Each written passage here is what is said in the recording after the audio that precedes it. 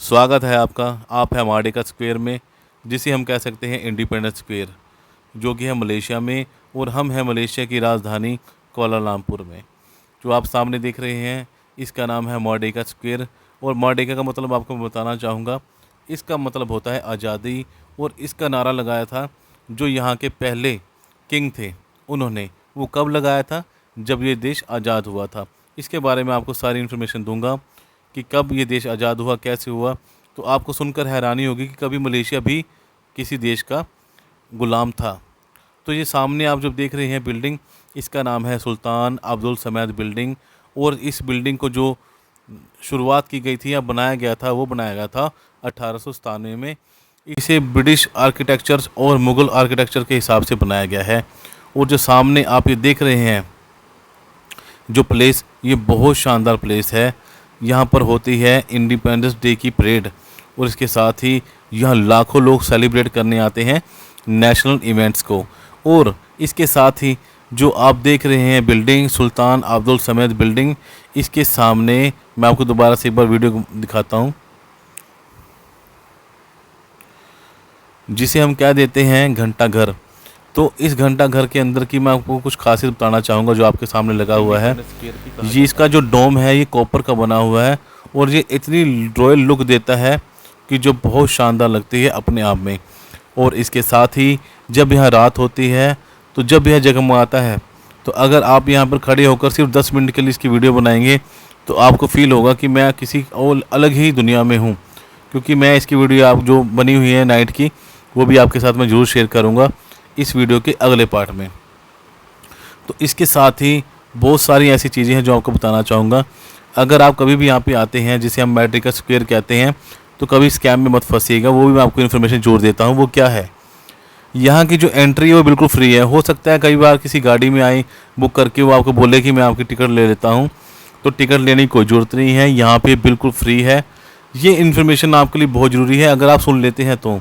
अगर आप first time जाते हैं मलेशिया में, अगर आपके साथ कोई स्कैम होता है ना, तो आप शायद उस चीज़ को अंडर एस्टिमेट कर देते हैं। लेकिन अगर आपको ये सब चीज़ें पहले पता हों, तो ईज़िली आप समझ जाते हैं कि मेरे साथ स्कैम होने वाला है। तो इसलिए आपको मैं बताता हूँ। और वीडियो को ज़रूर देखिए लास्ट तक, चैनल को सब्सक्राइब करना ना भूलें। इसकी एंट्री बिल्कुल फ्री है। और सुबह या शाम को अगर आप आते हैं, अगर आप यूट्यूबर हैं या घूमने के लिए आ रहे हैं, तो आपके लिए शाम का या सुबह का समय बिल्कुल बेस्ट है। इसके लिए अगर आपने फ़ोटोग्राफी भी करनी है ना, तो ये परफेक्ट आपके लिए एक जगह होने वाली। इसके साथ ही अगर आपने आने हैं टैक्सी बुक करके, आप यहाँ पे आ सकते हैं। और उसके साथ ही अगर आपने आना है मेट्रो के थ्रू, तो मेट्रो इजीली आपको मिल जाती है। और जो सामने आप बिल्डिंग देख रहे हैं ब्लैक वाली, वो है, उसके पहले जो आप जगह देख रहे हैं वो है स्टेशन। मैं आपको ज़रूर दिखाऊँगा इस वीडियो में, क्योंकि मैं ज़्यादा लंबी वीडियो नहीं करना चाहता, लेकिन मैं आपको दिखाना ज़रूर चाहूँगा। नेक्स्ट वीडियो में आपको स्टेशन दिखा दूँगा कैसा है, तो आप इजीली यहाँ पर आ सकते हैं। उसके बाद हम बात करते हैं, अगर हम बात करें आज़ादी की, तो आज़ादी से पहले कहा जाता था मलेशिया को मलाया, जो कि 19वीं सदी की बात है।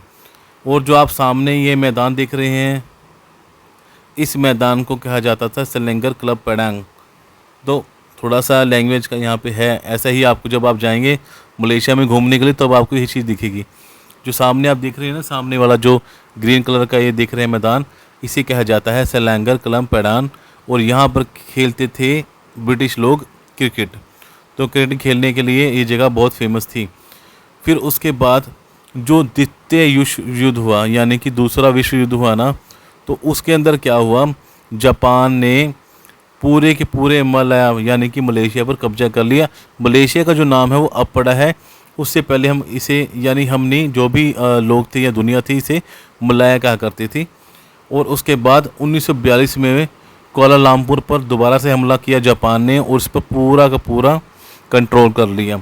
3 साल तक जापान ने इसके ऊपर नियंत्रण रखा है। लेकिन फिर भी एक चीज़ बताऊं मैं, अगर आप कभी भी मलेशिया में जाते हैं ना, तो आप सोच ही नहीं सकते कि कैसे मलेशिया ने इतनी तरक्की कर ली।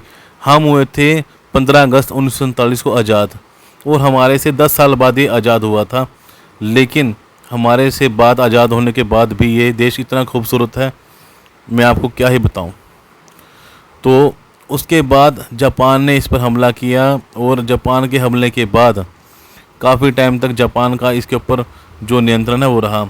उसके बाद 1945 में जब जो दूसरा विश्व युद्ध था वो ख़त्म हो चुका था, तो ब्रिटिश जो सरकार थी उन्होंने ना जापान को हरा दिया। और जापान को हराने के बाद फिर से जो ब्रिटिश सरकार थी उन्होंने इस पर कब्जा करने की सोची। लेकिन जैसे ही मैं आपको बताना चाहूँगा, जैसे फिर से ब्रिटिश सरकार ने इसके ऊपर हमला किया और जापान को हराया और फिर से इसे कंट्रोल में लेने की शुरुआत की, लेकिन फिर वो दिन चेंज हो जाते हैं। जैसे मान लीजिए क्रांति की शुरुआत हो जाती है कि अब हमें आज़ादी चाहिए, कि कभी कोई पर्सन यानी कोई सरकार हमारे ऊपर कब्जा करती है, कभी कोई सरकार हमारे ऊपर कब्जा करती है।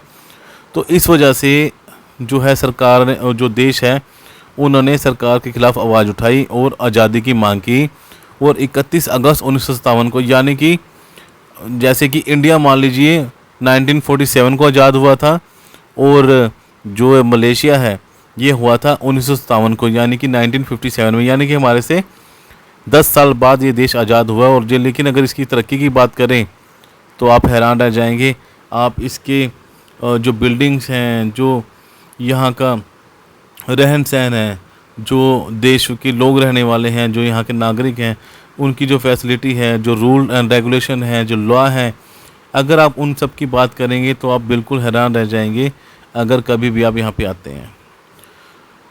तो सबसे पहले जो मैं आपको बात बताना चाहूँगा कि ये एक सिंबल है, ये सिंबल है यहाँ की प्राइड का, और ये एक सिंबल है यहाँ की आइडेंटिटी का।